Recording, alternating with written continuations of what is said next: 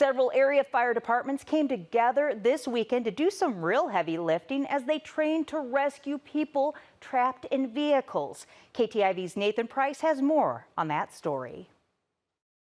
Experience is often the best teacher, and this heavy wrecker safety course put on in Stockton Towing gave first responders quite the experience.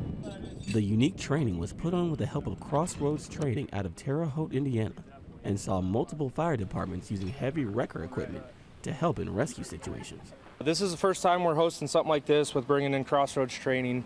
Usually we're not nearly as involved with the extrication. We just normally drop vehicles off wherever the fire department's wanting them. They do their thing and we go back and pick them up.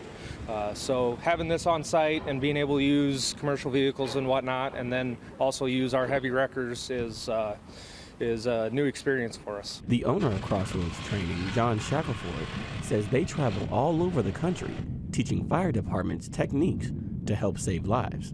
This is invaluable training. The use of a heavy wrecker in an extrication scenario can save lives in multiple ways. A job that will take a fire department without a wrecker 2 to 3 hours to extract a patient can be done in 20 to 30 minutes with a wrecker.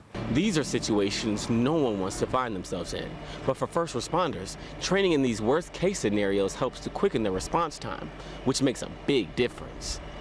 A person that is trapped inside of a vehicle, you have limited time to hopefully rescue them. In the EMS world, they call it the golden hour.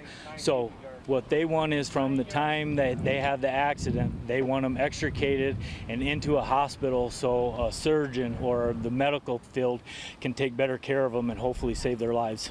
In Lamars, Iowa, Nathan Price, KTIV News 4.